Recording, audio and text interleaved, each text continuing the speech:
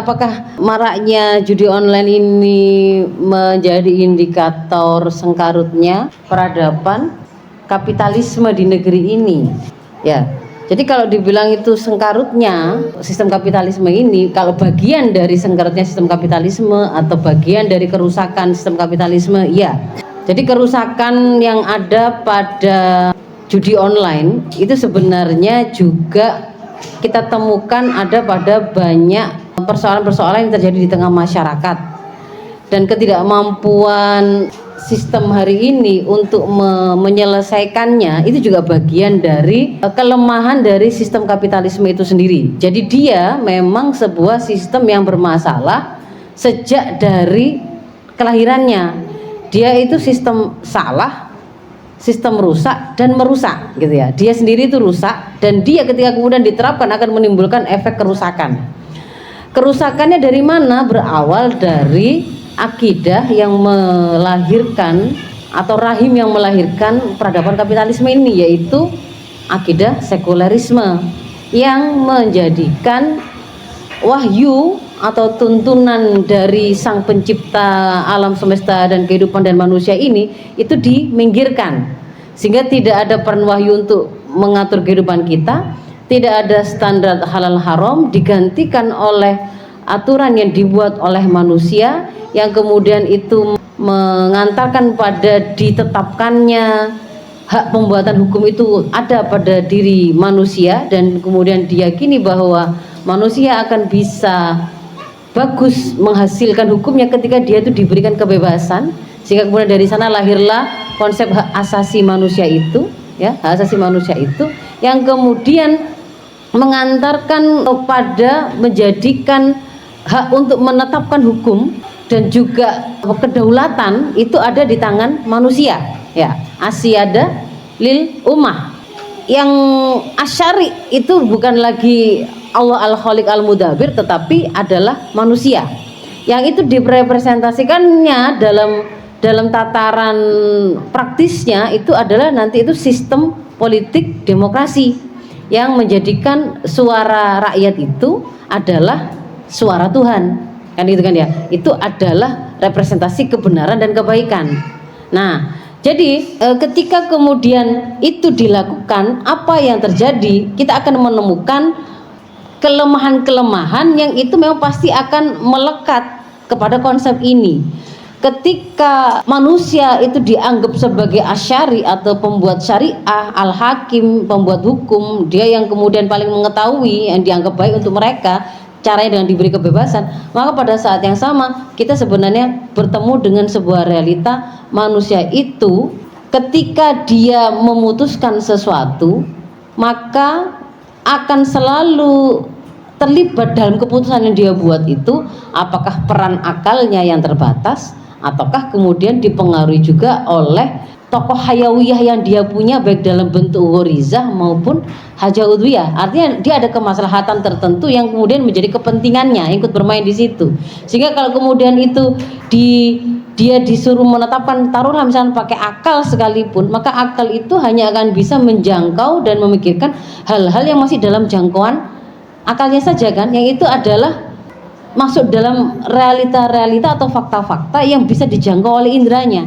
Ketika dia itu diminta untuk memahami hakikinya sesuatu itu apakah benar ataukah salah, terpuji ataukah tercela, baik ataukah buruk, dia tidak bisa. Yang bisa dia lihat itu adalah apakah misalkan sesuatu itu ketika sebuah nyawa manusia itu melayang karena ada proses pembunuhan, dia bisa melihat di situ ada nyawa yang hilang. Tetapi ketika kemudian mau menghukumi bahwa pasti aktivitas pembunuhan tadi itu adalah sebuah kebaikan ataukah keburukan, gitu ya, sebuah kesalahan ataukah kebenaran, terpuji ataukah tercela, maka di situ kita akan menemukan akal sangat terbatas untuk memahaminya. Dia hanya akan memahami itu berdasarkan apa-apa yang nampak pada dirinya. Pada saat dia melihat mungkin tangisan seseorang, maka ghorizah yang ada pada dirinya, yang memiliki ghorizah nau, yang dia memiliki juga rasa cinta kepada sesama manusia, melestarikan keturunan, melestarikan jenis manusia, itu akan membuat dia merasa sedih ketika ada orang yang menangis, ada nyawa manusia yang hilang. Tetapi ketika kemudian ditambah dengan informasi tertentu bahwa itu tadi yang mati itu adalah seorang perampok yang baru saja keluar dari rumah warga, membunuh semua anggota keluarga di rumah itu, mengambil hartanya, lalu kemudian melarikan diri, sempat terkejar dan akhirnya dibunuh di masa oleh masyarakat, menjadi berubah pertimbangan yang dia punya, karena di situ ada info yang datang baru, nah yang kemudian mempengaruhi cara dia menimbang sesuatu. Lah kalau kemudian dia disuruh menentukan secara hakikinya, ini pasti benar salahnya, ini pasti terpujinya, ini pasti salah atau benarnya, maka kan itu kan mengharuskan dia itu menjangkau pada saatnya nanti gitu ya, pada saatnya nanti manusia itu dibangkitkan kembali untuk diminta pertanggungjawaban akan apa yang dia lakukan di dunia, itu yang mana yang menjadi sebuah kebenaran yang dianggap benar dan salah, itu kan dia tidak mampu melakukan itu.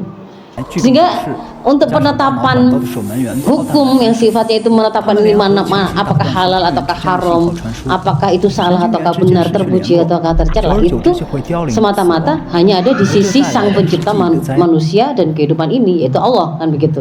Nah, dia tidak mampu.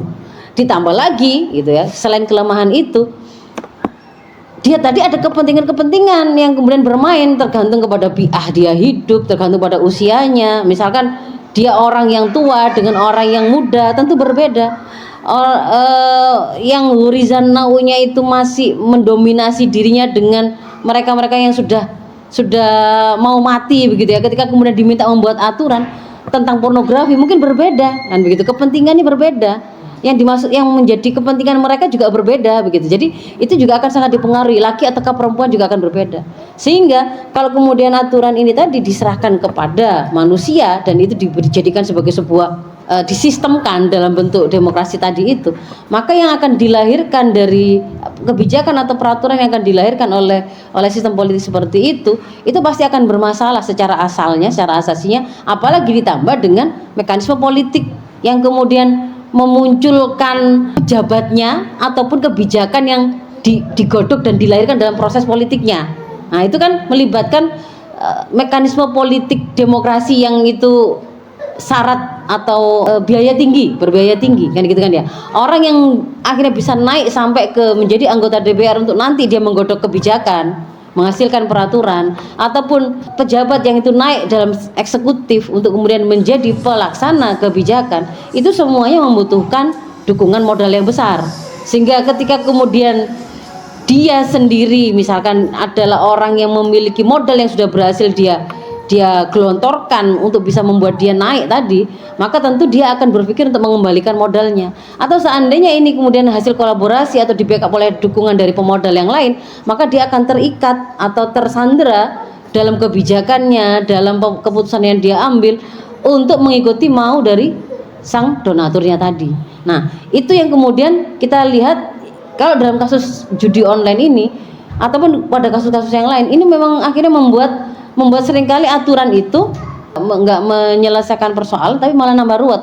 Yang ada seolah-olah ada kebijakan yang kayaknya pro rakyat seperti menutup situs-situs penyedia atau server judi online dan seterusnya, itu sifatnya hanya untuk meredam kemarahan masyarakat gitu loh. Tapi tidak kemudian mereka itu sendiri meletakkan itu sesuatu yang harus dihabisi atau harus dieliminir sampai ke akar-akarnya, tidak, sama sekali tidak. Faktanya contohnya adalah di negeri kita ini sendiri sebenarnya tidak pernah ada ketegasan yang kemudian menyebutkan yang itu nampak dalam peraturan maupun mindset yang dimiliki oleh para penguasanya bahwa judi online itu kenapa dilarang, karena haram, karena kita mengadopsi hukum haram, karena Tuhan kita itu kemudian memerintahkan kita meninggalkannya, itu adalah perbuatan setan. Itu tidak ada yang begitu. Yang ada itu adalah justru mereka awalnya itu kayak uji coba melakukan kebijakan untuk menggunakannya dengan dalih kemanfaatan atau kemaslahatan, seperti kita pernah ada Porkas, kita pernah ada SDSB, kita pernah ada togel apa gitu ya di baik itu di pemerintah daerah maupun pusat. ketika disampaikan itu dikatakan itu untuk membackup keuangan yang lemah, yang sedikit. Jadi dalam rangka untuk mengakumulasi modal dari masyarakat, kan gitu kan ya, mengakumulasi modal dari masyarakat. Tapi ketika kemudian itu sudah diterapkan, ada penolakan dari masyarakat, disitulah yang kemudian mereka harus berhitung.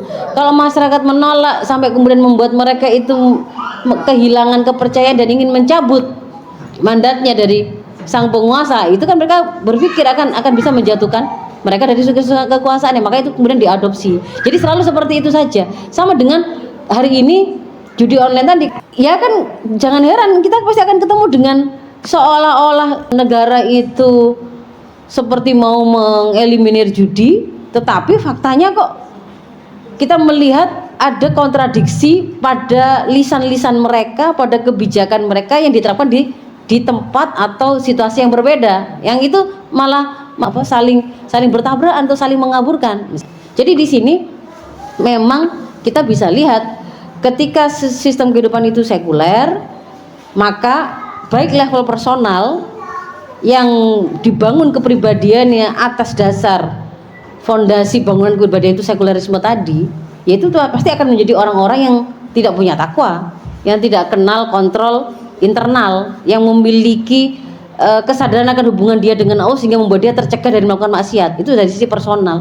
Dari sisi sistemnya sekulerisme itu juga tidak akan pernah bisa melahirkan sebuah aturan yang dia itu berusaha untuk merealisir kebenaran yang hakiki berdasarkan halal haram, tetapi kembali kepada akhirnya apa kan?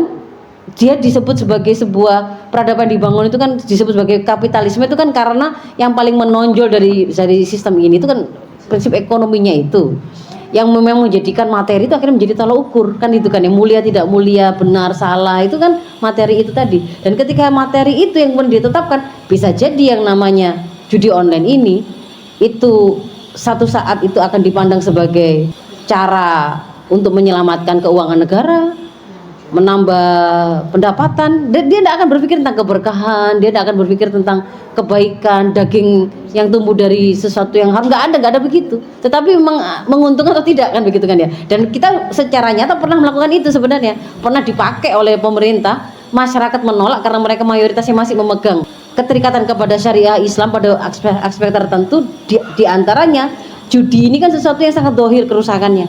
Dia disandingkan dengan Homer, disandingkan dengan mengundi nasib, menyembah berhala, gitu kan ya. Diberi sifat dengan rijsun min amali syaiton, itu menunjukkan korinah keharuman yang sifatnya qot'i kan gitu, larangan sifatnya qot'i. Jadi untuk hal-hal yang sifatnya masih jelas-jelas kayak begini nih, umat ini masih ada rasa mereka tidak rela gitu loh, masih ada rasa tidak rela. Dan disitulah kemudian kita bisa melihat kebijakan penguasa mengikuti sementara waktu, mengikuti untuk meredam maunya masyarakat.